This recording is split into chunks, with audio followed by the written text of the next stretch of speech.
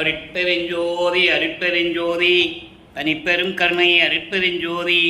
எல்லா உயிர்களும் இன்புற்று வாழ்க, வள்ளல் மலரடி வாழ்க வாழ்க, கொல்லா விரதம் குவளை எல்லாம் ஓங்குக, நல்லோர் நினைத்த நலம் பெறுக, நன்று நினைத்து எல்லோரும் வாழ்க இசைந்தே. உலக மக்களே, அறிவார்ந்த அன்பர்களே, ஆண்மநேய ஒருமைப்பாடுடைய அன்பர்களே, அருட்பெருஞ்சோதி ஆண்டவருடைய திருவிளையாடலை பார்த்து கொண்டிருக்கிறோம். இந்த பிரபஞ்சம் தோன்றிய காலத்திலிருந்தே 4 யுகங்களிலும், கிரேத யுகம், திரேத யுகம், துவார யுகம், கலியுகம், 4 யுகங்களிலுமே இறைவனுடைய திருவிளையாடல் நிறைய நடந்து கொண்டிருந்தன. கலியுகத்துடைய கடைசி கட்டத்தில், அதாவது 1823ஆம் ஆண்டு, 1900 ஆண்டில் கலியுகம் முடிவடைந்து விட்டது. இப்போ நம்ம ஒளி யுகத்தில் இருந்துகிட்டு இருக்கோம், சுத்த சன்மார்க்க காலத்தில் இருந்து கொண்டிருக்கிறோம். அப்போ கலியுகத்தினுடைய கடைசி கட்டத்தில் இறைவனுடைய கடைசி திருவிளையாடல். காரணம், இந்த பிரபஞ்சம் தோன்றிய காலத்திலிருந்தே சமய தலைவர்களையும் வைணவ தலைவர்களையும் உருவாக்கி, கௌபார சமயம், காணாபத்திய சமயம், சாகத சமயம், சௌரம் சமயம் போன்ற சமயத்தினுடைய தலைவர்களை எல்லாம் உருவாக்கி அவர்களுக்கு ஏற்றபடி ஆலயங்களை அமைத்து வழிபாட்டு முறைகளை அமைத்து வழிபட வைத்து விட்டார்கள். மக்களும் வழிபட்டு கொண்டிருக்கிறார்கள். எல்லாவற்றுக்குமே காலம் வரையறை உண்டு, அதாவது வயது உண்டு. ஒவ்வொரு யுகத்திற்கும் சரி, சமயங்களுக்கும் மதங்களுக்கும் மார்க்கங்களுக்கெல்லாம் வயது உண்டு. அது முடிவடையும் தருவாயில் உலக மக்களுக்கு ஒரு ஆன்மீக பாதை வேண்டும். அந்த ஆன்மீக பாதை சமரசமாக இருக்க வேண்டும். எல்லா மக்களும் அந்த ஆன்மீக மார்க்கத்தை பெற்று இன்புற்று வாழ வேண்டும் என்பதற்காகவே அருட்பெருஞ்சாண்டவர் சுத்த சன்மார்க்கத்தை உருவாக்கி அதை தன் மகன் கையில் கொடுத்து உலக மக்களுக்கு தெரிவிக்க வேண்டும் என்பதற்காகவே தன்னுடைய செல்வ பிள்ளையை, தன்னுடைய மகனை ஒரு தாயின் வழியாக இந்த பூலோகத்திற்கு வருவிக்க செய்தார் அருட்பெருஞ்சோதி ஆண்டவர். அதை தான் பார்த்து கொண்டிருக்கிறோம். அப்போ அந்த அவருடைய மகன் இந்த பூலோகத்திற்கு வருவிக்க விட்ட பிறகு 8 ஆண்டுகள் வரையிலும் எந்த விதமான அருளையும் கொடுக்கவில்லை அருட்பெருஞ்சோதி ஆண்டவர். 9ஆவது ஆண்டிலே தனது மகனை ஆட்கொண்டு, மகனை நீ என்னால் வருவிக்க விட்டவன், முன் பருவம் பின்பருவம் காட்டி உனக்கு அருள் செய்வேன் என்று கூறி மறைந்து விடுகிறார். அந்த நிலையில்தான் நமது பிள்ளை பெருமானவர்கள் இருந்து கொண்டிருக்கிறார்கள். வல்லப்பமானவர்களை நான் பிள்ளை பெருமான் என்றுதான் கூறுவதுண்டு. பிள்ளை பெருமானவர்கள் 9 ஆண்டுகள் வரையிலும் தான் யார் என்ற தெரியாத நிலையில் இருந்தபோது இறைவன் வந்து ஆட்கொண்ட பிறகு இறைவனால் வருவிக்க உற்றவன் என்ற நிலை மட்டும் அவருக்கு தெரிகிறது. மீதியெல்லாம் மறைப்பு நிலையில் இருந்து கொண்டிருக்கிறது. இந்த மறைப்பு நிலை என்பது இறைவனுடைய திருவிளையாடல் முன்னால் செய்ததை எல்லாம் மறைத்துவிட்டு இனிமேல் நடக்கப் போவதையும் தன் மகனுக்கு தெரிவிக்காமல் இருப்பது. அதாவது ஒரு தாயின் கருவறையிலே இருக்கும்போது என்ன நடந்தது என்பதை வல்லப்பமானவர்கள் அந்த காலகட்டத்தில் கூற முடியாது. அதே போன்று 5 மாத குழந்தையாக இருக்கும்போது, வருவிக்க விட்டு 5 மாதமான குழந்தையாக இருக்கும்போது தில்லையிலே சிதம்பர ரகசியம் காட்டியது கூட அப்போ அவருக்கு தெரியாது. அதன் பிறகுதான் கூறுகிறார். ஞானத்தை பெற்ற பிறகு, மெஞ்ஞானத்தை பெற்ற பிறகு தன்னுடைய நிலையை சிறு வயதிலே எப்படி இருந்தார் என்பதை அங்கே கூறுகிறார். அதை நாம் பார்க்க போகிறோம். அப்போ இந்த நிலை மட்டும் 9ஆவது ஆண்டில் இருக்கின்ற நிலையை மட்டும் இப்போ நம்ம பார்க்க போகிறோம். வல்லப்பமானவர்கள் 2வது எட்டில் இருந்து கொண்டிருக்கிறார். 2வது எட்டு என்பது 51 ஆண்டுகளுடைய திருவிளையாடலை தன் மகனுக்கு 8 ஆண்டுகளாக பிரித்து அருட்பெருஞ்சாண்டவர் அருள் செய்து கொண்டிருக்கிறார். அப்போ 9வது ஆண்டிலிருந்து 16 ஆண்டுகளுக்குள் என்ன நடந்தது என்பதை தான் இப்போ முதலில் பார்க்க போகிறோம். 2வது எட்டில் இருக்கும்போது, அதாவது வருவிக்க உற்று 16 ஆண்டுகளுக்குள் என்ன நடந்தது என்பதை முதலில் பார்க்க போகிறோம். அப்போ திருவருள் முறையீடு உருவாகிறது. திருவருள் முறையீடு என்பது இறைவனிடம் முறையீடு செய்வது, விண்ணப்பம் வைப்பது. உன்னால் வருவிக்க உற்றவன் என்ற நிலையை மட்டும் எனக்கு அறிவித்து விட்டு எந்த அருளையும் கொடுக்காமல் சென்று விட்டாயே, எப்போது வந்து எனக்கு அருளை செய்வாய், எப்போது என்னை ஆட்கொள்ளுவாய், மறுபடியும் எப்போ ஆட்கொண்டு எனக்கு அருளை கொடுப்பாய் என்ற நிலையில் இருந்து கொண்டு முறையீடு செய்வது, இறைவனிடம் விண்ணப்பம் வைப்பது. அதை தான் பார்த்து கொண்டிருக்கிறோம். இன்று 83வது பாடல். திருவருள் முறையீடு மொத்தம் 232 பாடல்களை கொண்டது. அங்கிருந்து தான் திருவிளையாடல் தொடங்குகிறது. நல்ல கவனிங்க. 1ஆம் திருமுறை பதிகம் 6 திருவருள் முறையீடு 83வது பாடல். இப்போ இந்த சமயங்களும் மதங்களும் மார்க்கங்களும் சூழ்ந்திருந்த காலகட்டங்களில், அந்த காலகட்டங்களில் சிவபெருமானை எப்படியெல்லாம் உருவகப்படுத்தினார்கள். அப்போ சிவபெருமான் சொல்லுவார், நமச்சிவாயன் சொல்லுவார், மாசிலாமணின்னு சொல்லுவார், பல பெயர்களை வைத்து அழைத்து கொண்டிருப்பார் நமது பிள்ளை பெருமான் அவர்கள். ஏன்னா அப்பா அது அவருக்கு தான், அப்பா அதுதான் தெரியும். சுத்த சன்மார்க்கத்தை பற்றி அவருக்கு தெரியாது. இந்த பிரபஞ்சம் தோன்றிய காலத்திலிருந்தே எத்தனையோ முனிவர்கள், ரிஷிகள், மகான்களாக தோன்றினார்கள். வல்லப்பமான் ரிஷியோ முனிவனோ மகானோ கிடையாது. எல்லாம் அப்படிதான் வல்லப்பமான் சொல்லிட்டு இருக்காங்க. அவர் ஒவ்வொரு யுகத்திலும் இருந்தவர், இறை நிலையில் இருந்தவர், இறைவனுடைய பிள்ளையாக இருந்தவர். அது திருவற்பாவிலே பாடல்களிலே கூறுகிறார். சந்தர்ப்பம் வரும்போது அந்தந்த பாடலை என்னுடைய விளக்கத்தை உங்களுக்கு நான் கூறுவேன், கண்டிப்பாக கூறுவேன். திருவற்பாவிலே எல்லா ஆதாரங்களும் உண்டு, யாரும் மறுக்க முடியாது. அப்போ இந்த நிலையில் இருக்கும்போது இறைவனை எப்படி வேண்டுகிறார், எப்படி முறையீடு செய்கிறார்? அப்போ அவருக்கு சுத்த சன்மார்க்கத்தை பற்றி தெரியாது, அருட்பெருஞ்சோதி ஆண்டவரை பற்றி தெரியாது, மறைப்பு நிலையில் இருந்து கொண்டிருக்கிறார். அதை தான் நம்ம படிப்படியாக பார்த்துக்கிட்டு இருக்கோம். இப்போ 1ஆம் திருமுறையிலேருந்து என்ன நடந்தது தான் திருவிளையாடலாக பார்த்துக்கிட்டு இருக்கோம். இப்போ பாருங்க, கொடி கொண்ட ஏற்றின் நடையும், கொடி கொண்ட ஏற்றின் நடையும், சடையும், குளிர் முகமும், துடி கொண்ட கையும், பொடி கொண்ட மேனியும், தோல் உடையும், பிடிகொண்ட பாகமும், பேரொருள் நோக்கமும், பெய்ய கழலும், குடிகொண்ட நல்மனம், என் மனம் போல் குறை கொள்வது இன்றே. இது பாடல். பாடல் உங்களுக்கு புரியாது. விளக்கம் எளிமையான விளக்கம், இறைவனுடைய விளக்கம் எளிமையான விளக்கம். விளக்கத்தை பாருங்க. கொடி கொன்ற ஏற்றின் நடையும், ஏரி என்பது காலை வாகனம். காலை வாகன் மீது ஏறி வெற்றி கொடையுடன் வருகின்ற இறைவன், சடையும் பின்னிய சடையை கொண்ட இறைவன், குளிர் முகம் சாந்தமான அருள் முகம் கொண்ட இறைவன், துடி கொண்ட கையும், துடி என்பது உடுக்கை, கையிலே உடுக்கையை வைத்துக் கொண்ட இறைவன், பொடி கொண்ட மேனியும், பொடி என்பது திருநீர், திருநீர் உடம்பெல்லாம் திருநீர் பூசிய மேனியை கொண்ட இறைவன், தோல் உடையும், தோளாலான உடை. ஒரு யானையை கொன்று, மதம் கொண்ட யானையை கொன்று அந்த தோலை உரித்து ஆடையாக அணிந்தவன் என்று கூறுவார். அப்படி ஒரு தோலை ஆடையாக கொண்ட இறைவன், பிடிகொண்ட பாகம். பிடிகொண்ட பாகம் என்பது இடது பக்கத்திலே ஒரு பெண்ணை கொண்டிருக்கின்ற இறைவன், அதாவது உமையாலை இடது பக்கம் கொண்ட இறைவன். நல்ல கவனிங்க, இந்த பதிவை நீங்க தொடர்ந்து பார்க்கணும், அப்பதான் இது புரியும் உங்களுக்கு. பின்னால் அருட்பெருஞ்சோதி சொன்னவர் இப்ப ஏன் இதெல்லாம் சொல்லிட்டு இருக்காருன்றது அந்த உங்களுடைய ஒரு சந்தேகத்திற்கு விடைக்கு, அந்த வினாவிற்கு விடை கிடைக்கணும்லவா, பதில் வேணும்ல கேள்விக்கு. அப்ப நீங்க பதியத்தை பார்க்கணும். இப்படியெல்லாம் சொன்ன இறைவன் வல்லற்பெருமானவர்கள் பின்னால் அருட்பெருஞ்சோதின்னு சொல்லும் போது இதெல்லாம் சொல்ல மாட்டார். சுத்த சன்மார்க்கத்தில் அது கிடையாது. இறைவன் சுத்த சன்மார்க்கத்தை கொன்று ஆதி அனாதிமாக தோன்றிய இறைவன் அருட்பெருஞ்சோதி. இந்த பிரபஞ்சத்தில் யாருமே சொல்லலை சுத்த சன்மார்க்கத்தை பத்தி. காரணம் யாருக்கும் தெரியாது, யாருக்குமே தெரியாது. பிரம்மன் திருமால் முதல் யாருக்குமே சுத்த சன்மார்க்கம்னா தெரியாது. நீங்க நல்லா கவனிச்சுக்கிட்டே வரணும். அப்போ திருநீர் பூசிய மேனி கொண்ட இறைவன், உமையாலை ஒரு பாகமாக கொண்ட இறைவன், இடது பக்கத்திலே கொண்ட இறைவன், பேரொருள் நோக்கமும் பெய்ய கழலும். பெய்ய கழல் என்பது திருவடியின் அழகு. அதாவது இப்படியெல்லாம் உருவமும் கொண்டு அழகான அருளுடைய திருவடிகளை கொண்டு கொண்ட இறைவன், குடிகொண்ட நல் மனம், நல்ல மனம் உடையவர்களின் இதயத்தில் இருக்கின்ற இறைவன், என் மனம் போல் குறை கொள்வது இன்றே. என் மனசுல இப்படி குறையெல்லாம் வச்சுக்கிட்டு இருக்கிறாரேன்னு சொல்றாரு. இப்படிப்பட்ட இறைவன், நல்ல கவனிங்க, முறையை எப்படி செய்கிறார் பாருங்க. காலை வாகனம் மீது வெற்றி கொடையுடன் வருகின்ற இறைவன், உடம்பெல்லாம் திருநீர் பூசிக் கொண்டிருக்கின்ற இறைவன், சாந்த முகம் கொண்ட இறைவன், உமையாலை ஒரு பக்கம் கொண்ட இறைவன். இப்படிப்பட்ட இறைவன், நல்ல அருள்மனம் உடைய இறைவன், அருள்மனம் கொண்ட திருவடிகளை கொண்ட இறைவன், இப்படியெல்லாம் அவர் கொண்டிருக்கின்றவர் என் மனதில் குறை வைத்துக் கொண்டிருக்கிறாரே, என் மனதில் குறை வைத்துக் கொண்டிருக்கிறாரே என்று சொல்லி உலக மக்களுக்கு தெரிவிக்கிறார். அவர் திருவற்பாவை அருளியதே உலக மக்கள் தெரியப்படுத்த வேண்டும், உலக மக்களுக்கு தெரியப்படுத்த வேண்டும் அவருடைய நிலையையும், அவர் ஏன் வருவிக்க உற்றார் என்ற நிலையையும், இறைவனுடைய நிலையையும்.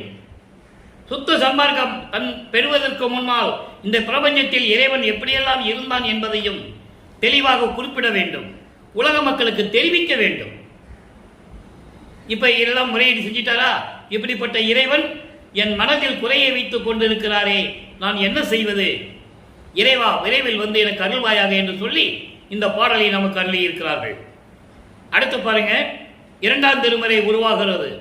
இரண்டாம் திருமுறையிலே பதிகம் 11 அபராதத்து ஆற்றாமை.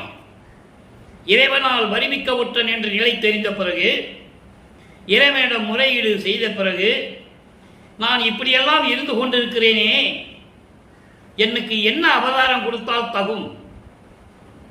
என்னை தண்டிப்பாயா, இல்லை தண்டிக்காமல் எனக்கு அருள்வாயா என்ற நிலையை கூறுகிறார் இறைவனிடம். அதை உலக மக்களுக்கு தெரிவிக்கிறார். நல்லா கவனிங்க. தூங்கினேன், சோம்பலுக்கு உறைவிடமானேன், தோகையர் மயக்கிடை அழுந்தி ஏங்கினேன், அவவே இருந்தனன், என்னை என் செய்தால் தீருமோ அறியே. நல்லா கவனிங்க. இதை ஏன் சொல்றாருன்னா, ஒரு ஒரு ஒரு செயலும் செய்ய முடியல. இறைவன் மகன் தெரிஞ்சிருச்சு, வருவிக்க விட்டவன் தெரிஞ்சிருச்சு. ஒரு தாயின் வயிற்றிலே 10 மாவை எப்படி நான் கஷ்டப்பட்டு இருந்தேன்னு சொல்றாரு. ஒரு இருட்டறையில இருந்தேன்னு சொல்றாரு. இப்படியெல்லாம் இருந்த இறை வல்லப்பமானவர்கள், நமது பிள்ளை பெருமானவர்கள் இறைவனிடம் சொல்றாரு, நான் எந்த காரியமும் செய்யாமல் இருந்து கொண்டிருக்கிறேனே, எனக்கு என்ன செய்தால் தகும்? நீ அபராதம் கொடுப்பையா, தண்டிப்பையா, இல்லை வந்து அருளை கொடுப்பையா? இது இறைவனிடம் கேட்கிறார். இப்ப நிலை மாறுகிறது. ஒன்றாம் திருமுறையிலே முறையீடு செய்த நிலைக்கும் இந்த நிலைக்கும் மாறுகிறது. ஆண்டுகள் கடந்து ஓடுகின்றன. இப்போ தூங்கினேன், சோம்பலுக்கு உறைவிடமானேன். சோம்பலுக்கு சொந்தக்காரனாயிட்டேன், எப்ப பார்த்தாலும் தூங்கிட்டு இருக்கேன். தோகையில் மயக்கிடை, பெண்களுடைய மயக்கிடை. நல்லா கவனிக்கணும். அங்கே திருவருள் முறையீடுகளெல்லாம் இதுதான் வரவே வராது. ஏன்னா இப்போ ஒரு 16 ஆண்டுகளை கடந்து கொண்டிருக்கிறார். அப்போ ஒரு ஆணுக்கு 16 ஆண்டுகள் ஆன உடனே இயற்கையாகவே காமம் உண்டு. இயற்கையாகவே காமம் உண்டு. அதை சொல்றாரு, இங்க காமத்தை கடக்க வேண்டும். அதை சொல்றாரு, பெண்களுடைய மயக்கத்தினால் நான் சிக்கிக்கொண்டு மூழ்கி ஏங்கிக் கொண்டிருக்கிறேன். என்னை காமம் சூழ்ந்து கொண்டிருக்கிறது. நான் உன் மகன் அல்லவா? இதெல்லாம் எனக்கு தேவையா? இதை எப்ப வந்து நீ போக்குவாய்? ஏனென்றால் நான் இந்த நிலையில் இருந்து கொண்டிருக்கிறேன். அப்ப ஏங்கினேன், அவனே இருந்தினேன், வீணாக பொழுதை கழித்துக் கொண்டிருக்கிறேன். இந்த பிரபஞ்சத்தில் எவ்வளவு திருவிளையாடல் செய்து கொண்டிருந்தாய், என்னை மட்டும் ஏன் இப்படி வீணாக இருக்க வைத்துக் கொண்டிருக்கிறாய்? அவனே இருந்தனன், என்னை என் செய்தால் தீருமோ அறியேன். என்னை என்ன செய்ய போற? என்ன செய்யலாம்? என்ன எனக்கு தெரியல, நீ சொல்லு என்று கேட்கிற. வாங்கி மேருவினை வளைத்திடும் பவளமாமணி குன்றே. வாங்கி மேருவினை வளைத்திடும் பவள மாமணி குன்றமே. ஒரு காலத்தில் சிவபெருமான் திருவிளையாடல் செய்யும் போது இமயமலையை வில்லாக வளைத்தவர். அதை இங்கு சொல்றாரு. மேருவினை, மேரு என்பது மலை, இமயமலையை வில்லாக வளைத்த மணி குன்றமே, மணி போன்ற இறைவனே, மருந்தே, நோயை தீர்க்கும் இறைவனே, ஓங்கி வானளவும் பொழில் செறி ஒற்றியூர் வரும் என்னுடைய உயிரே. திருவொற்றியூரில் இருக்கின்ற இறைவனே என்று சொல்லுகிறார். திருவொற்றியூரை எப்படி சொல்லுகிறார்? வானளவு அழகாக திகழ்ந்து கொண்டிருக்கின்ற, உயர்ந்த அளவில் அழகாக திகழ்ந்து கொண்டிருக்கின்ற திருவொற்றியூரிலே இருக்கின்ற இறைவனே, என் உயிரே, விரைவில் வந்து எனக்கு அருள்வாயாக. நான் இந்த நிலையில் இருந்து கொண்டிருக்கிறேன் என்று இறைவனிடம் சொல்லுகிறார். அதை உலக மக்களிடம் சொல்லுகிறார். உலக மக்களே, ஆண்டுகள் கடந்து ஓடுகின்றன. இறைவன் என்னை ஆட்கொண்ட பிறகு மறுபடியும் எனக்கு வந்து அருளை கொடுக்கவில்லை. பெண்களுடைய மயக்கத்திலே ஏங்கிக் கொண்டிருக்கிறேன். அந்த மயக்கத்தில் மூழ்கி கொண்டிருக்கிறேன். அந்த காமத்தை நீக்க வேண்டும். இறைவன் இன்னும் வந்து சேரவில்லை. எப்படிப்பட்ட இறைவன்? இமயமலையை வில்லாக வளைத்த இறைவன், அழகாக செழிப்புடன் திகழ்ந்து கொண்டிருக்கின்ற திருவொற்றியூரில் இருக்கின்ற இறைவன், என் உயிருக்கு உயிரான இறைவன் இன்னும் வந்து எனக்கு அருளை கொடுக்கவில்லை. உலக மக்களே, நான் என்ன செய்வது என்று சொல்லி உலக மக்களுக்கு தெரிவிக்கிறார். நிலைகள் மாறுகிறது. வல்லப்பெருமான் அவர்கள் 3வது எட்டில் இருந்து கொண்டிருக்கிறார். 3/24 வருவிக்க உற்று 24 ஆண்டுகள் வரையிலும் இறைவனிடம் எந்த அருளையும் பெறவில்லை. இப்ப நிலை மாறுகிறது. இப்போ திருவொற்றியூரிலே தியாகராஜ பெருமான் பவனி வருகிறார். அந்த பவனியை பார்ப்பதற்காக தெருவிலே நின்று கொண்டிருக்கிறார். இது வரைக்கும் நம்ம பார்த்தோம், அதை திருவிழா திறத்தில் பார்த்தோம். இப்போ வியப்பு மொழி என்ற பதிகம், அடுத்த பதிகத்தில் 9வது பதிகத்தில் 2வது பாடல். இப்போ பவனியை பார்த்துட்டாரு, அங்க பார்க்கலன்னு சொல்லுவாரு. பவனியை பார்க்காம நான் தெருவில் நின்றுட்டு இருக்கேன், இறைவனுடைய பவனியை பார்க்காம, மனம் குளிர பார்க்காம, கண் குளிர பார்க்காம, என் உடம்பு குளிர பார்க்காம நான் வரவே மாட்டேன் தோழி. தோழியிடம் சொல்லுவது போல உள்ளத்தை தோழியாகவும் தன்னை ஒரு பெண்ணாகவும் உருவகப்படுத்தி பாடலை நமக்கு அருளியிருப்பார்கள். ஏனென்றால் காதலை சொல்லும்போது ஒரு பெண் சொன்னால் எவ்வளவு இனிமையாக இருக்கும் என்பதற்காகத்தான் தன்னை ஒரு பெண்ணாக உருவகப்படுத்தி உள்ளத்தை தோழியாக வர்ணனை செய்து உருவகப்படுத்தி கூறுவார், உலக மக்களுக்கு சொல்லுவார். இப்போ பார்த்துட்டாரு, பவனியை பார்த்துட்டாரு. நல்லா கவனிங்க, இப்ப பவனியை பார்த்துட்டாரு. பவனியை பார்த்து கொண்டிருக்கும் போதே தியாகராஜ பெருமான் தெருவழியா ஓடுவாரு. இவரை பார்த்துட்டு திரும்பி பார்க்காம ஓடுவாரு. அதெல்லாம் நம்ம பின்னால பார்க்க போறோம். ஒவ்வொரு நாளைக்கும் ஒரு பாடல் தான் சொல்ல முடியும். 51 ஆண்டு திருவிளையாடலை ஒரே நாள்ல சொல்ல முடியாது. அதனாலதான் ஒவ்வொரு பாடல் மூலமா நான் சொல்லிட்டு இருக்கேன். இறைவன் கொடுத்த விளக்கம் நீங்க எந்த அகராதியிலையும் கிடைக்காது. இந்த விளக்கம்லாம் இறைவனுடைய தயவும் அருளை பெற்றுக் கொண்டால்தான் இந்த விளக்கங்கள்லாம் கிடைக்கும். இப்ப பாருங்க, அங்க பவனியை பார்க்கறதுக்கு தெருவில் நின்றுட்டு இருப்பாரு. அது வரைக்கும் நம்ம 8 பதியத்தில் பார்த்தோம். இன்னைக்கு 9வது பதியத்தில் 2வது பாடல பார்க்கிறோம். இப்ப அந்த பவனியை பார்ப்பாரு. பார்த்த பிறகு அம்மா கிட்ட வந்து சொல்லுவாரு. அங்கே உள்ளத்தை தோழியா சொல்லுவாரு, இங்க உள்ளத்தை தாயாக வர்ணனை செய்வார். அந்த நிலை மாறும்.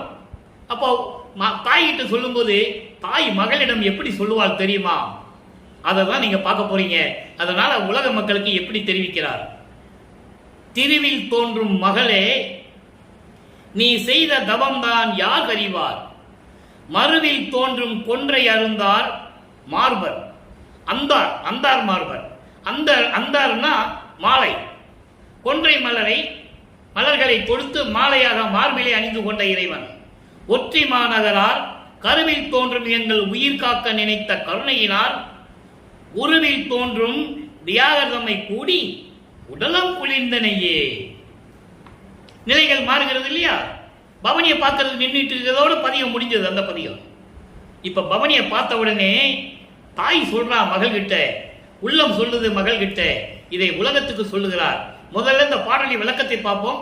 இதனால் உலக மக்களுக்கு என்ன சொல்றார் அதையும் சொல்லணும்ல. திருவில் தோன்றும் மகளே, அருள் செல்வத்தோடு அழகாக இருக்கும் என் மகளே, சென்ற யுகங்களில் நீ செய்த தவத்தை பற்றி யார் அறிவார்கள்? அப்போ இதுக்கு முன்னால் செய்த நான் பல யுகங்களில் இருந்தவன் என்பதை உலகிற்கு தெரிவிக்கிறார். இப்போ அவருக்கு ஞானம் கிடைத்து விட்டது. மெஞ்ஞானம் இல்லை, ஞானம் கிடைத்து விட்டது. அப்போ ஒரு பாடல சொல்லுவாரு, புதிய நல்லே தொன்று சொட்டு உனது பூங்குழலுக்கு பூங்கலலுக்கு அன்பு கொண்டவன் என்று சொல்லுவார். அப்போ ஒவ்வொரு யுகத்தில் இருந்தது சொல்றாரு. ஏன் அகவல்லியே சொல்லுவாரு, ஊழி தோறு ஊழி உழப்பலாது ஓங்கி வாலி என்று எனக்கு வைத்த நன்னிதியன்னு சொல்லுவாரு. இன்னொரு பாடல சொல்லுவாரு, ஊழி தோறி ஊழி உளவினும் அழியா உடம்பை அளித்தனன். இங்க மட்டும் பூலோகத்துல மட்டும் அவர் மரணமில்லா பெருவாழ்வை பெறவில்லை, முத்தேகத்தை பெறவில்லை, ஏற்கனவே பெற்றவர். திருவிளையாடல் நடந்து கொண்டிருக்கிறது. அதை நீங்க புரிஞ்சுக்கணும். அப்போ அவர் சொல்றாரு, தாய் சொல்லுது, சென்ற யுகங்களிலே நீ என்ன தவம் செய்தார் என்று யாருக்கு தெரியும்? மறுவில் தோன்றும் கொன்றை அந்தார் மார்வர். நறுமணம் பொருந்திய கொன்றை மலர்களை தொடுத்து மாலையாக தொடுத்து மார்பில் அணிந்து கொண்ட இறைவன், திருவொற்றியூரிலே இருக்கின்ற இறைவன், கருவிலே தோன்றும் எங்கள் உயிருக்காக நினைத்த கருணையினார். பிரபஞ்சத்தில் தோன்றக்கூடிய 84 லட்சம் நிலைகள் இருக்கின்ற உயிர்களுடைய எல்லாவற்றையும் படைத்து உயிரின் மேல் கருணை கொண்டு காத்து கொண்டிருக்கின்ற எங்கள் உயிரான இறைவன் குருவில் தோன்றும் தியாகரமை கூடி இறைநிலையில் இருக்கின்ற அப்படிப்பட்ட தியாகராஜனுடைய பவனியை பார்த்து உடம்பும் உள்ளமும் குளிர்ந்தனையே, உடம்பும் உள்ளமும் குளிர்ந்தனையே. தெளிவா சொல்லியாச்சு. இப்போ பவனியை பார்த்துட்டாரு, கண்குளிர பார்த்துட்டாரு, உள்ளம் குளிர நின்று கொண்டிருக்கிறார். இதனால் உலக மக்களுக்கு என்ன தெரியுது? என்ன சொல்றாரு? உலக மக்களே, நான் இந்த நிலையில் திருவொற்றியூரில் இருந்த போது தியாகராஜருடைய பவனியை பார்த்து உடலும் உள்ளமும் குளிர்ந்தேன் என்று சொல்லுகிறார். இப்போ பவனியை கண்குளிரா பார்த்துட்டாரு. இன்னும் அருளை பெறவில்லை. நல்லா கவனிக்கணும். எல்லாம் முடிஞ்சிச்சா? இப்போ 24 ஆண்டுகள் வரைக்கும் இவர் முறையீடு செய்வதும் திருவொற்றியூருக்கு போவதும் விண்ணப்பங்கள் வைப்பதும் இப்படியே நிலைகள் நடந்து கொண்டிருக்கிறது. இப்போ வல்லப்பமான் அவர்கள் 4வது எட்டில் இருந்து கொண்டிருக்கிறார். 4/32 வருவிக்கவுற்று 24 ஆண்டுகள் வரையிலும் எந்த விதமான அருளையும் பெறவில்லை. இப்போ 25வது ஆண்டு தொடங்கி 32 ஆண்டுகளுக்குள், இந்த 8 ஆண்டுகளுக்குள் என்ன நடந்தது நல்லா கவனிக்கணும். ஏன் ஒவ்வொரு திருமுறையா ஒவ்வொரு பதியத்தில நமக்கு கொடுத்தாரு? அவருடைய நிலையை உலக மக்களுக்கு தெரிவிக்க வேண்டும். இறைவனுடைய திருவிளையாடலை தெரிவிக்க வேண்டும். ஏன் இந்த பூலோகத்திற்கு வருவிக்க விட்டுறேன் என்ற நிலையை உலக மக்கள் அறிந்து கொள்ள வேண்டும். எல்லா சமயங்களும் மதங்களும் மார்க்கங்களும் தேவையில்லை, உலக மக்களுக்கு இனிமேல் தேவையில்லை என்ற நிலையை சொல்ல வேண்டும். அதெல்லாம் பொய் என்று சொல்ல வேண்டும். சாதியும் மதமும் சமயமும் காணா ஆதியனாதையாம் அருப்பெருஞ்சோதி. சாதியும் மதமும் சமயமும் பொய் என ஆதியில் உணர்த்திய அருப்பெருஞ்சோதி. சாதியும் மதமும் பொய்யை என்று சொல்லுவார் ஞானசரியிலே. இப்போ இந்த நிலையில் இருந்து கொண்டு 4ஆம் திருமுறையிலே இருக்கும்போது, அதாவது 4வது ஏட்டில் இருக்கும்போது 27வது ஆண்டில் தனக்கோடி அம்மையாருக்கு திருமாங்கல்யம் பூட்டி தாலி கட்டி அந்த அம்மையாருக்கு மோட்ச வீட்டை காட்டி விமோசனத்தை கொடுத்தது.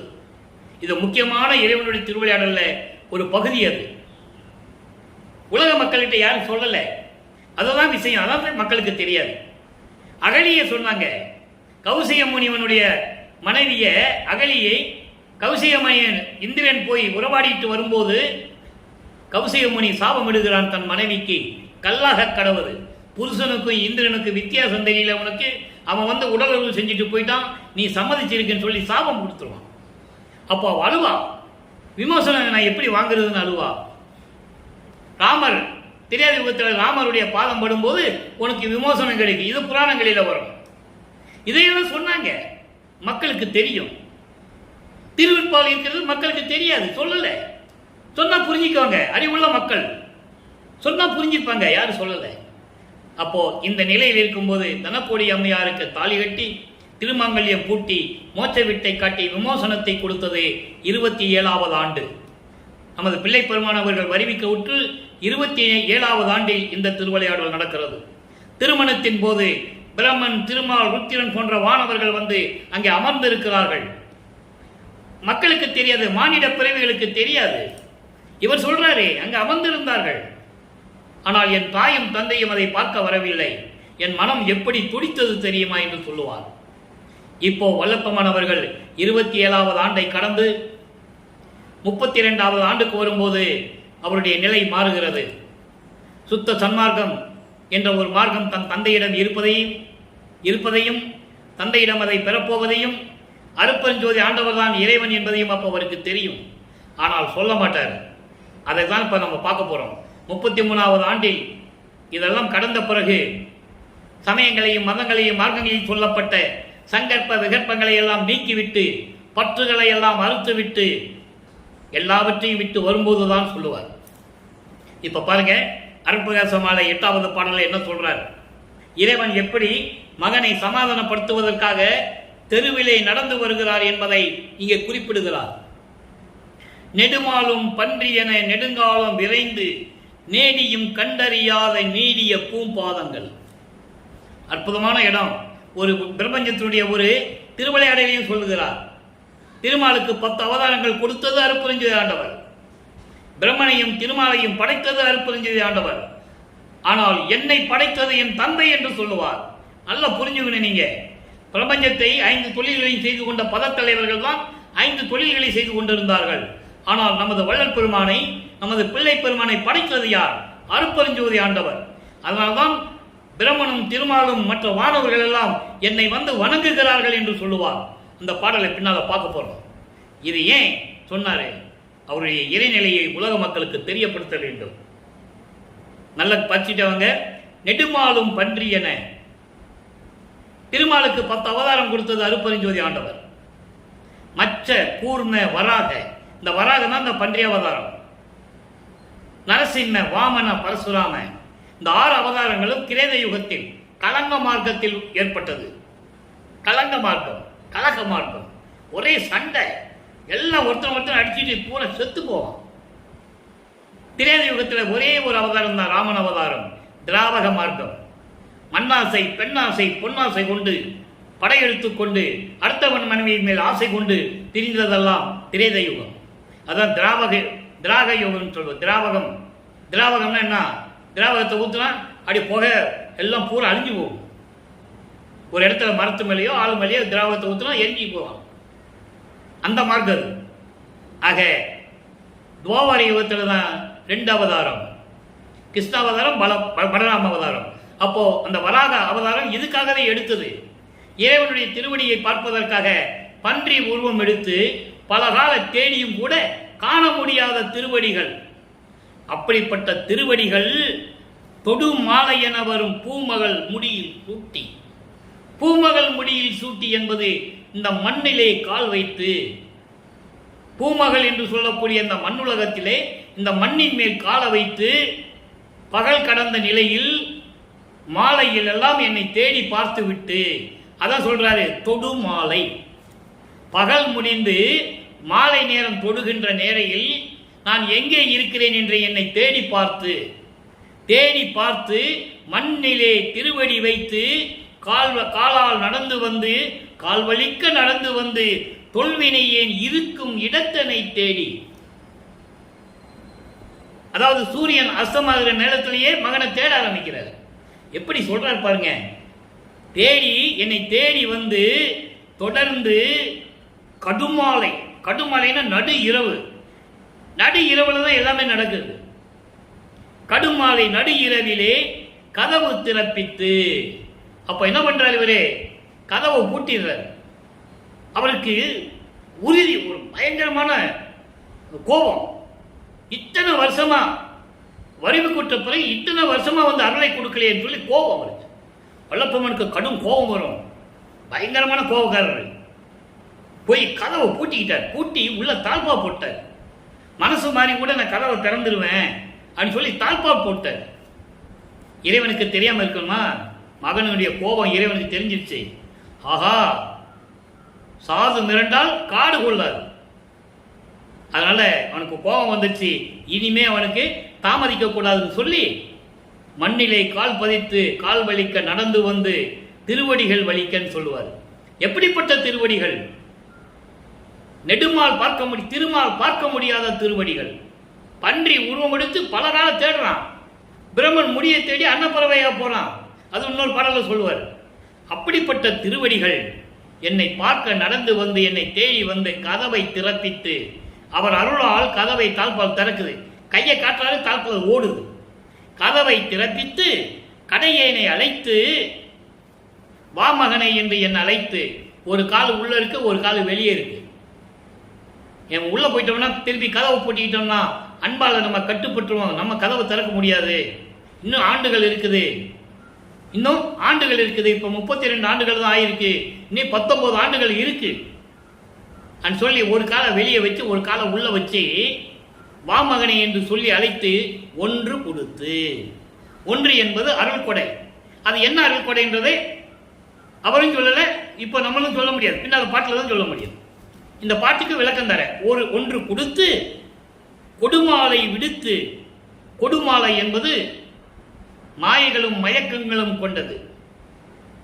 மாயைகளையும் மயக்கங்களையும் உலக விடயங்களையும் விடுத்து மண்ணாசை, பெண்ணாசை, பொன்னாசைகளை நீக்கி மகிழோடு இருப்பாயாக என்று சொல்லி திருவாய் மலர்ந்தாய். மகிழவேன். இன்னும் சொல்றேன், இங்கேயே இருன்னு சொல்றாரு. எப்ப அங்க வர சொல்லுவாரு? விண்ணுலகத்துக்கு எப்ப போய் சிவஞான வெளியில போய் எப்ப அருப்பெருஞ்சோதியை வாங்குறது, எப்ப வந்து சுத்த சன்மார்க்கத்தை வாங்குறது இன்னும் சொல்லுத. நீ இங்கேயே மகிழ்வோடு இருப்பாயாக என்று சொல்லி திருவாய் மலர்ந்து மறைந்து விட்டார். குணக்குன்றேன்னு சொல்லுவார் இறைவன். 8 குணங்கள் கொண்ட இறைவன். தன்மையத்தனாதல், தூய உடம்பினாதல், இயற்கையை உணர்வினாதல், முடிவில் முற்றிலும் உணர்தல், இயற்கையாகவே பாசங்களை நீக்குதல், முடிவில் ஆற்றல் உடைமை, பேரின்ப உடைமை, வரம்பில் இன்ப உடைமை. இப்படி 8 குணங்கள் உண்டு இறைவன். அதான் குணக்குன்றே. 8 குணங்கள் கொண்ட இறைவனே, இந்நாள் நின் கொடையை அறிந்தினேனே. இதுவரையிலும் உன்னால் வருவிக்கப்பட்ட 32 ஆண்டுகள் வரையிலும் நான் எந்த நிலையில் இருந்து கொண்டேன் என்று தெரியாத நிலையில் இப்பொழுது நீ கொடையை கொடுத்தையே, அருள் கொடையை கொடுத்தையே, அந்த அருளை பற்றி இப்போது நான் தெரிந்து கொண்டு மகிழ்ந்தனேனே, அறிந்தனேனே என்று சொல்லுவார். அப்போ அருள் கொடையை வாங்கிட்டார். எப்படிப்பட்ட அருள் கொடை என்றதை இனிமேதான் பார்க்க போறோம். இது வரைக்கும் 32 ஆண்டுகள் வரைக்கும் 4வது 8 வரைக்கும் இந்த நிலையில் இருந்து கொண்டிருக்கிறார். இப்போ 5வது 8 தொடங்குகிறது. 33வது ஆண்டு தொடங்கி 40 ஆண்டுகளுக்குள் என்ன நடந்தது? நீ நிறைய வேலைகள் இருக்கு. இப்போ இந்த நிலையில் இருந்து கொண்டு 6ஆம் திருமுறையில என்ன சொல்றாரு நம்ம பார்க்க போறோம். பிரிவு ஆற்றாமை என்ற ஒரு பதிகத்திலே 10வது பாடல். நல்ல கவனிங்க.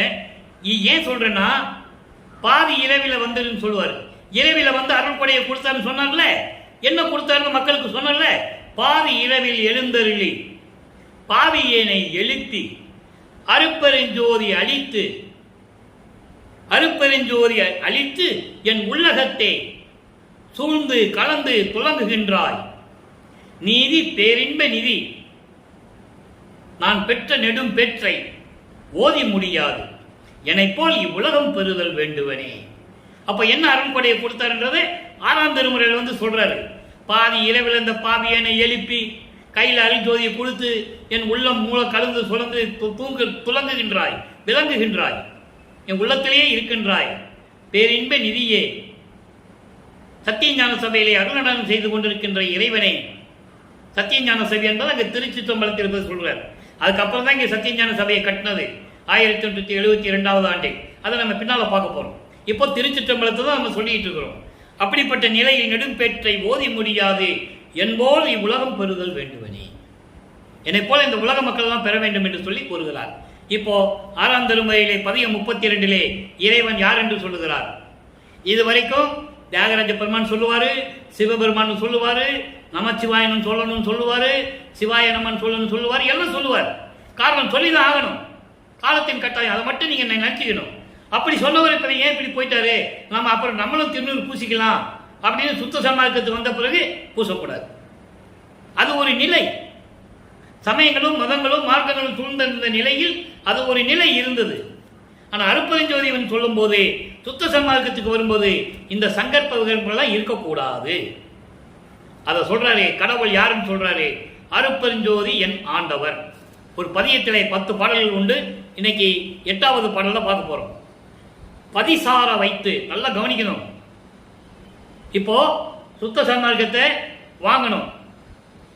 இப்ப என்ன சொல்றாரு, பதிசார வைத்து முன் பசுநிலை காட்டி பாச விமோசன பக்குவனாக்கி நிதிசார நான் இந்த நீள் உலகத்தை நினைத்தன நேர்கூற புரிந்து திதி சேர மண்ணுயிருக்கு இன்பம் செய்கின்ற சித்தியெல்லாம் தந்து சுத்த கலாந்த அதிகார வீதியில் ஆட செய்தீரே, அருப்பெருஞ்சோதியின் ஆண்டவர் நீரே. புரிஞ்சதா? இப்ப நம்ம என்ன சொல்லணும், இப்ப நம்ம சுத்த சன்மார்க்க காலத்தில் இருக்கிறோம். அருப்பெருஞ்சோதின்னு தான் சொல்லணும். இறைவன் யாருன்னு கேட்டா அருப்பெருஞ்சோதின்னு சொல்லணும். நீ என்ன மார்க்கத்தில் இருக்கிறன்னு கேட்டா சுத்த சன்மார்க்கத்தில் இருக்கிறேன்னு சொல்லணும். அததான் வளர்ப்புமான் உலக மக்களுக்கு சொல்லுகிறார்.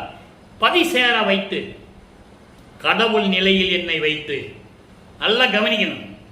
பதிசார வைத்து கடவுள் நிலையில் என்னை வைத்து, இதற்கு முன்னால் பசு நிலையை காட்டி, நான் ஏற்கனவே சொல்லியிருக்கேன், பசுபதிக்கு விளக்கம் தந்திருக்கேன்.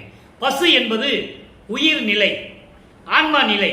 அந்த ஆன்மா மலங்கள் சூழ்ந்தது. அப்ப அந்த மலத்தை நீக்க வேண்டும் என்பதற்காக இந்த பசு என்ன பண்ணுது, தந்திரமாக இறைவனோட சேர்ந்துக்குது. இறைவனை சேர்த்துக்கிறார்.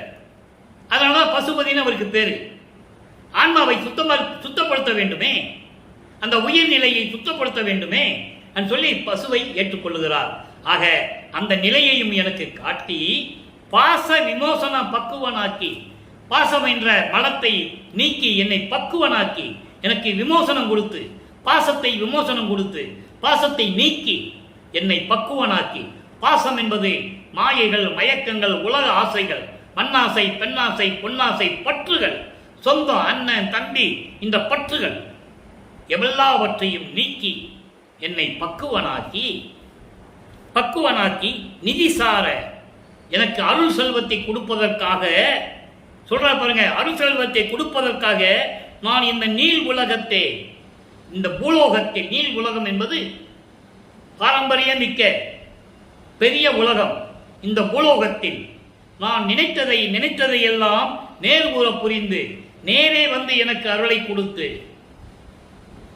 மேற்கூற புரிந்து திதிசேர மண்ணுயிருக்கு இன்பம் செய்கின்ற சித்தியெல்லாம் தந்து உயிர்களை படைத்து, திதிசேர என்பது பாதுகாப்பது, உயிர்களை படைத்து பாதுகாப்பது, உயிர்களை படைத்து அந்த உயிர்களை பாதுகாக்க வேண்டும் என்பதற்காக, அந்த உயிர்களுக்கு இன்பம் தர வேண்டும் என்பதற்காக எல்லா சித்திகளையும் எனக்கு கொடுத்து எப்படியெல்லாம் அருளை வாங்கினார் என்று சொல்றாரு. எல்லாம் கவனிச்சுட்டே வரணும். சித்தி எல்லாம் தந்து சுத்த கலாந்த வீதியிலே, அதிகார வீதியில். இதை ஏன் கலாந்தம் மட்டும் சொல்லும்போது அதிகார வீதின்னு சொல்றாரு? அதையும் நீங்க புரிஞ்சுக்கணும். சித்தாந்தம், வேதாந்தம், நாதாந்தம், போதாந்தம் சொல்லும்போது அதிகாரம் சொல்ல மாட்டாரு. அந்த அருள் நெறியிலே சுத்தமாக, சுத்த கலாந்தம், சுத்த வேதாந்தம் அந்த மாதிரி சொல்லுவார். 6 அண்டங்களை சுத்தம் என்று முன்னால போடுவார். ஏன்னா சமயங்களும் மதங்களும் மார்க்கங்களும் வேதாந்தம், இந்த சித்தாந்த போதாந்தங்களும் கொண்டிருந்தன. அதை சுத்தமாக்க வேண்டும்.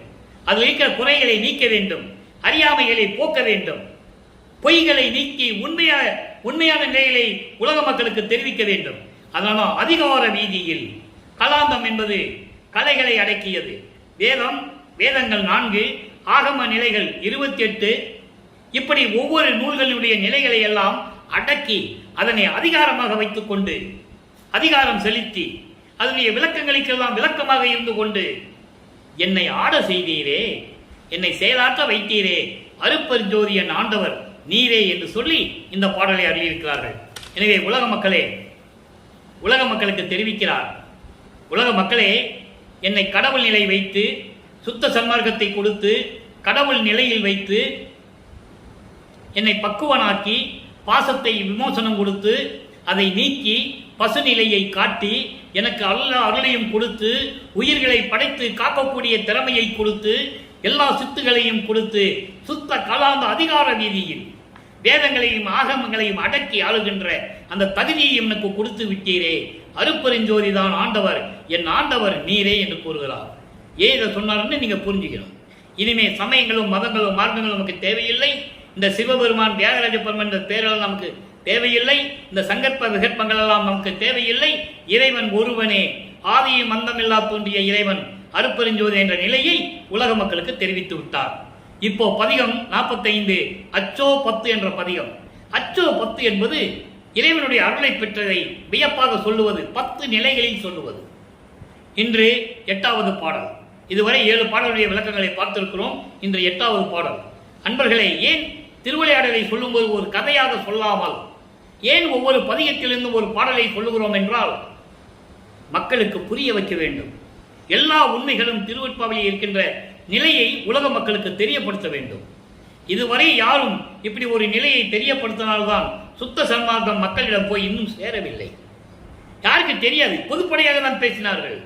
202 ஆண்டுகளாகிறது வல்லப்பமானவர்கள் இந்த மண்ணுலைக்கு வருவிக்க உற்று இந்த பூலோகத்திற்கு வந்து 202 ஆண்டுகளாகிறது.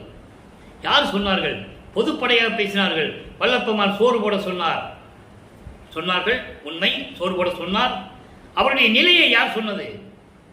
கடவுள் நிலையை யாரும் சொல்லவில்லையே. அதனால்தான் இந்த வள்ளலார் ஊழியன் இறைவனுடைய கட்டளையின்படி ஒவ்வொரு பதிகத்திலிருந்தும் ஒவ்வொரு பாடலை சொல்லி இறைவனுடைய திருவிளையாடலை விளக்கிக் கொண்டிருக்கிறேன் என்பதை நீங்கள் புரிந்து கொள்ள வேண்டும். இப்போ அச்சோ 10 பாருங்க என்ன சொல்றாரு. என்னையும் என் பொருளையும் என் ஆவியையும் தான் கொண்டு இறைவன் ஏற்றுக்கொண்டு விட்டான். தான் கொண்டு இங்கு என்பால், இங்கு என்பது இந்த பூலோகம், இந்த மண்ணுலகம். இந்த மண்ணுலகத்தில் என்பால் அன்பால், என்னிடம் அன்பால் தன்னையும் தன் பொருளையும் தன் ஆவியையும் கழித்து அளித்த தலைவன் தன்னை. என்னுடைய உடல் பொருள் ஆவி எல்லாம் நான் இறைவனுக்கு கொடுத்துட்டேன். ஆனா இந்த பூலோகத்தில் ஏற்கனவே நான் கொடுத்துட்டேன். அவர் ஒவ்வொரு யுகத்திலையும் இருந்தவர், இறைவனுடைய இருந்தவர். நான் ஏற்கனவே கொடுத்துட்டேன். ஆனா இந்த பூலோகத்தில் அவர் என்னை வருவிக்க விட்டாதனால் ஒரு மானிட பிறவி எடுத்ததனால், மனித உடம்பு எடுத்ததனால் இதையெல்லாம் நான் உலக மக்களுக்கு சொல்லிக் கொண்டிருக்கிறேன், நான் என்னுடைய நிலையை சொல்லிக் கொண்டிருக்கிறேன் என்று சொல்லி இந்த பாடலை அருளி இருக்கிறார்கள். நான் ஏற்கனவே இறைவனிட்ட கொடுத்துட்டேன். இங்கு இந்த பூலோகத்தில் என்பால் என்னிடம் அன்பால் அவருடைய தன்னையும் அவரையும் அருப்பஞ்சோதி ஆண்டவரையும் அவருடைய உடல் பொருள் ஆவி அத்தனையும் மகிழ்ந்து அளித்த தலைவன் தன்னை, தலைவன் என்று ஏன் சொல்கிறாரே, சுத்த சன்மார்க்கத்தின் தலைவன், சுத்த சன்மார்க்கத்தினுடைய தலைவனை முன்னையும் பின்னையும் எனக்கே முழு துணையாய், முன்னையும் பின்னையும் அன்றலை. முன்னை என்பது சென்ற யுகங்கள், பிரபஞ்சம் தோன்றிய காலத்திலிருந்தே சென்ற யுகங்களிலும் சரி, பின்னையும் சரி, இப்பவும் சரி, எப்பவும் சரி, இப்பவும் சரி, எப்பவும் சரி, எனக்கே முழு துணையாய். எனக்கே என்ற வார்த்தையை பல இடங்களில் உபயோகிப்பார்கள் நமது பிள்ளை பெருமானவர்கள். எனக்கே என்பது எனக்கு மட்டும், வேறு யாருக்கு இந்த பிரபஞ்சத்தில் கிடையாது. அதே போல அங்கே தந்தை மகனிடம் சொல்லுவது உனக்கே தான் கொடுத்தேன்னு சொல்லுவார். சாவா நிலை இது தந்தனம் உனக்கே. ஆபாயன அருளியா இருப்பது. நான் எங்க அப்பாட்ட கேட்டேன், நோவாமல் நோம்பு என்னை போல் நோற்றவரும், என் ஞாண்டும் சாகாவரம் என்னை போல் சார்ந்தவரும், தேவானின் பேரருளை என்னை போல் பெற்றவரும் எவ்வுலகில் யார் உலர், சற்றே அறை கொஞ்சம் சொல்லிட்டு போ அப்படின்னு சொன்னேன். அதுக்கு அவர் சொன்னாரு, சாவா நிலை இது தந்தனம் உனக்கே. ஆபாயன அருளியா இருப்பது.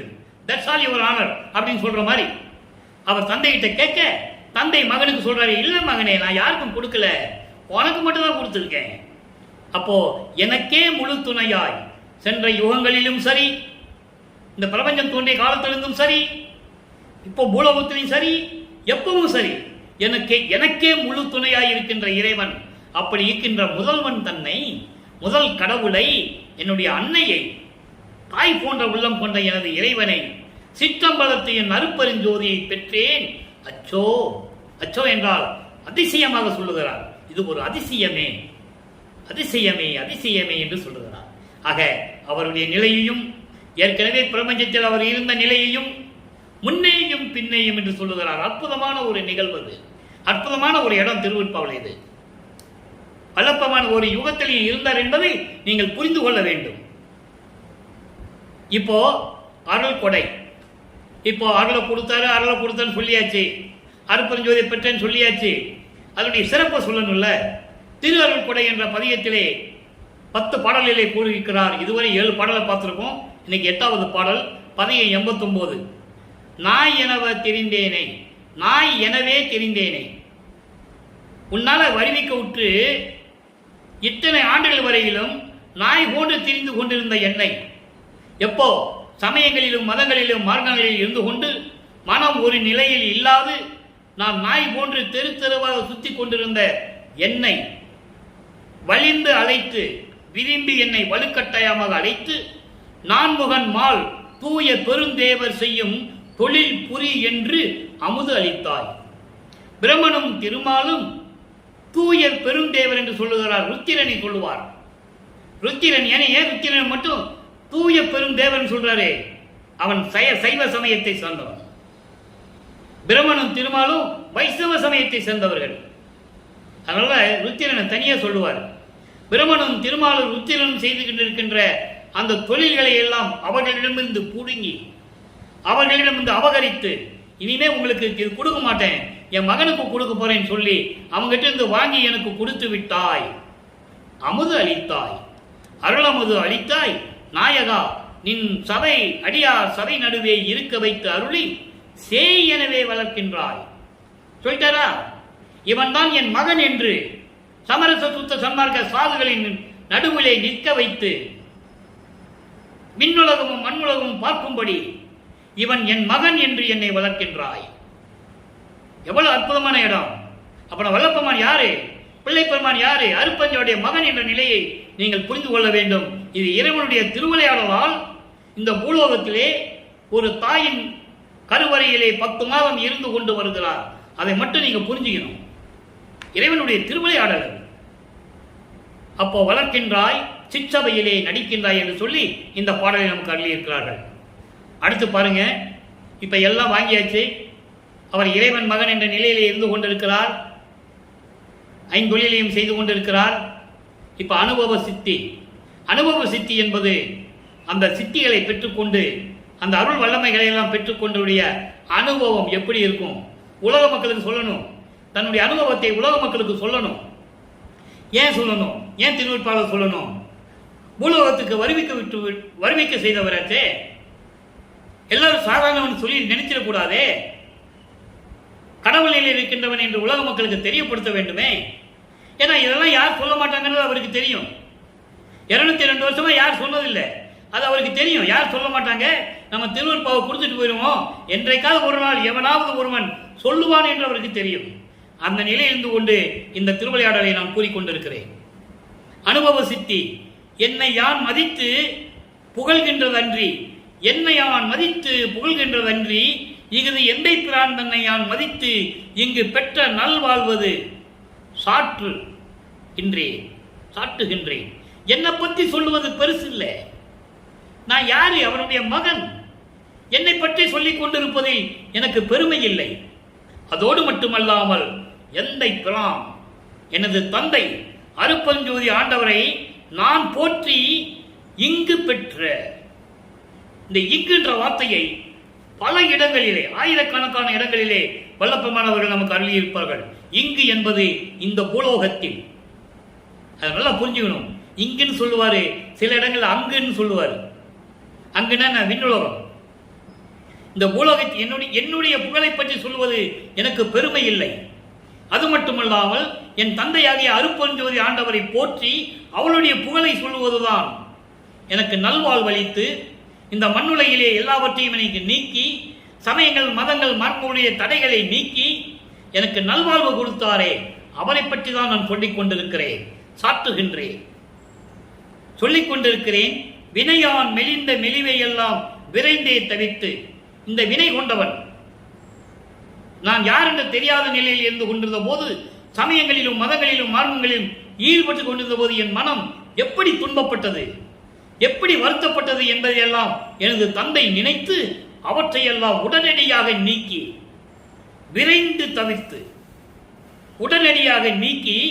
ஏன்னா இது ஏன் சொல்றாருன்னா, 32 வருஷம் நான் பட்டதை ஒரு நொடியில நீக்கிட்டார். அதுக்குதான் விரைந்து நீக்கி தவிர்த்துன்னு சொல்றார். ஒரு நொடியில் இறைவன் நினைத்தால் அரை கணத்தில் எல்லாவற்றையும் செய்ய முடியும், நினைத்த மாத்திரத்தில் செய்ய முடியும். அதை இங்க சொல்றாரு, விரைந்து என்னை தீர்த்து. அப்படிப்பட்ட இறைவனை, அப்படிப்பட்ட இறைவனை சாகாவரத்தையும் தந்தானே, எனக்கு சாகாவரத்தையும் கொடுத்த அப்படிப்பட்ட இறைவன் அருட்பெருஞ்சோதி ஆண்டவர் என்பதை இங்கே கூறுகிறார். சாகாவரம் இருந்தால்தான் இறைவனுடைய கலக்க முடியும். சாகாவரம் பெற்றிருந்தால்தான் இறைவனோடு கலக்க முடியும். யாரும் இறைவனோடலாம் கலக்க முடியாது. எல்லாம் இறந்து இறந்து முக்தி அடைந்தவர்கள், ஐம்பூதங்களோடு கலந்தவர்கள். எல்லாமே வரலாறு உண்டு. அருட்பெருஞ்சோதியிலேயும் அந்த உண்மை உண்டு, யாரும் மறுக்க முடியாது. இந்த பிரபஞ்சத்தில் யாரும் இறைவனோடு கலந்து கொள்ளவில்லை. சமய தலைவர்களுடையும் கர்ம சித்தியிலே பெற்றிருந்த தலைவர்களோடும் யோக சித்தியில் வந்தவர்களோடும் இணைந்திருக்கலாம். இறைவனோடு யாரும் கலக்கவில்லை என்பதை தெளிவாக கூற முடியும். திருவெட்பாவில் கண்ட உண்மை. அப்போ சாகாவரம் வேணும்னா என்ன பண்ணணும்? சுத்த சன்மார்க்கத்தை பெற்றிருக்க வேண்டும். அதான் சொல்றேன். இப்போ ஆடேரி பந்து என்ற ஒரு பதிகத்திலே 9வது பாடல். ஆடேரி பந்து என்பது ஏற்கனவே நான் கூறியிருக்கிறேன். 2 தோழிகள் பந்தாடுவது போல, பந்து விளையாடுவது போல. அந்த பந்து விளையாடும் போது தோழிகள் பேசுவது எப்படி இருக்கும்? அந்த நிலையை வைத்து உலக மக்களுக்கு சொல்லுகிறார். தான் பெற்ற அனுபவத்தை உலக மக்களுக்கு எப்படி தெரிவிக்கிறார்? நல்ல கவனிக்கணும். ஈரமும் அன்பு கொண்டு இன்னருள் பெற்றேன். அவர் பெற்றதை உலக மக்களுக்கு தெரிவிக்கிறார். தோழிகள் பந்து விளையாடுவது போல இந்த பாடலை நமக்கு அருளி இருக்கிறார்கள். ஈரமும் அன்பும் கொண்டு இன்னருள் பெற்றேன், தயவும் கருணையோடு. சமயங்களிலும் மதங்களிலும் மார்க்கங்களில் இருந்தால் தயவும் கருணையும் இருக்காது. உயிர் கொலை நடந்துகிட்டே இருக்கும். மாமிசங்களை தின்னுகிட்டே இருப்பாங்க. கரு மீனி முட்டை கருவாடு என்ன கர்மாந்தரம் எல்லாம் தின்பாங்க.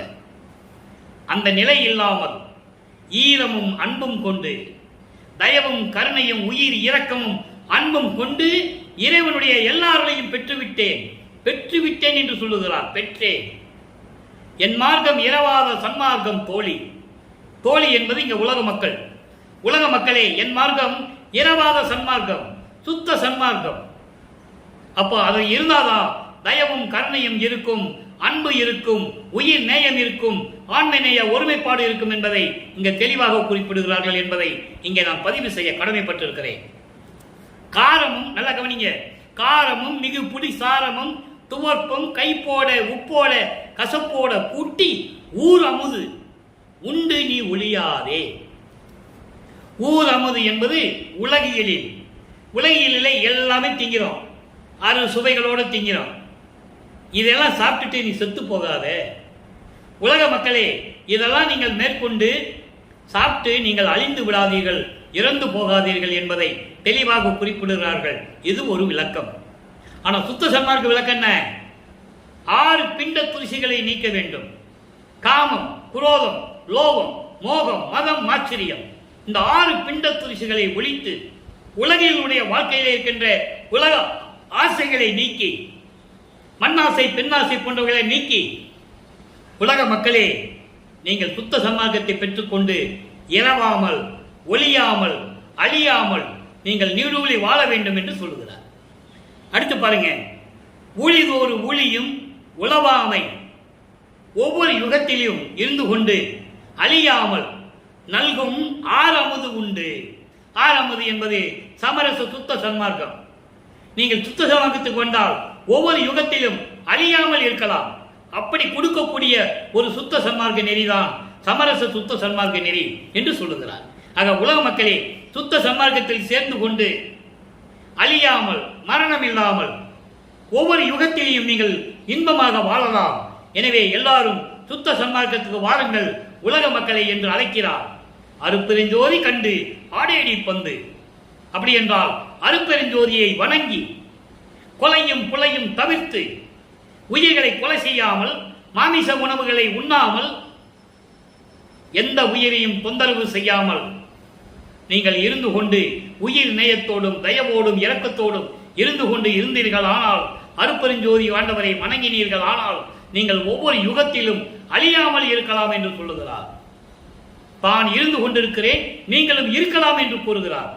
எனவே உலக மக்களே, நீங்கள் எல்லாரும் சுத்த சன்மார்க்கத்தில் சேர வேண்டும். அருப்பெருஞ்சோதி ஆண்டவரை வணங்க வேண்டும். கொலையும் புலையும் தவிர்க்க வேண்டும். உயிர் நேயம் வேண்டும், தயவு இரக்கம் வேண்டும், ஜீவகாருண்ய ஒழுக்கம் இருக்க வேண்டும். இந்த நிலையில் இருந்து கொண்டு இருந்தால் உலக மக்களை நீங்கள் நீடூழி வாழலாம் என்று கூறுகிறார். அடுத்து இறுதியாக ஒரே ஒரு விளக்கம் என்பர்களே, நேரம் கடந்து கொண்டிருக்கிறது. 125வது பதிகம் ஆடிய பாதம், 8வது பாடல். சாகா வரம் தந்த தாரக பாதம், சச்சிதானந்த சதோயத பாதம், வேகம் ஆதியெல்லாம் சிருட்டிக்கும் பாதம், திதி முதல் ஐந்தொழில் செய்கின்ற பாதம். இறைவனுடைய நிலையை சொல்லுகிறார், தன்னுடைய நிலையை சொல்லுகிறார். 5 தொழில்களை செய்து கொண்டிருக்கின்ற இறைவன் அருப்பெருஞ்சோதி ஆண்டவர். அவர் எனக்காக கொடுத்தார், சாகாவரத்தையும் கொடுத்தார். எனவே தேகம் ஆதி முதல் எல்லா தேகங்களை கொண்ட உயிரினங்கள் எல்லாவற்றையும் படைத்து காத்து கொண்டிருக்கின்ற இறைவன் அருப்பெருஞ்சோதி ஆண்டவர். இப்போ எல்லாவற்றையும் எனக்கு கொடுத்த இறைவன் அருப்பெருஞ்சோதி ஆண்டவர் என்ற நிலையை வல்லப்பமான இந்த பாடலிலே கூறியிருக்கிறார்கள். எனவே அன்பர்களே, இன்று திருவிளையாடலை பார்த்தோம். உங்களுக்கு புரிந்திருக்கும் என்று நான் கருதுகிறேன். நீங்களும் எல்லாரும் சேர்ந்து சுத்த சன்மார்க்கத்தில் இருந்து கொண்டு கொலையும் புலையும் தவிர்த்து உயிர் நேயத்தோடு இறைவனை வணங்கி எல்லாரையும் பெற்று இந்த வையகத்தில் வாழ்வாங்க வாழ வேண்டும் என்று சொல்லி இறைவனுடைய தயவாலயம் கருணையாலயம் வாழ்த்தி இந்த வள்ளலார் ஒளியன் விடைபெறுகிறேன். மீண்டும் நாளை சந்திப்போம். நன்றி, வணக்கம். அருட்பெருஞ்சோதி அருட்பெருஞ்சோதி தனிப்பெரும் கருணை அருட்பெருஞ்சோதி. மீண்டும் நாளை அருட்பெருஞ்சோதி ஆண்டவருடைய திருவிளையாடல் தொடங்கும். நீங்கள் தொடர்ந்து பார்த்து நீங்கள் வாழ்வில் மேம்படைய வேண்டும் என்று கூறி விடைபெறுகிறேன். நன்றி, வணக்கம்.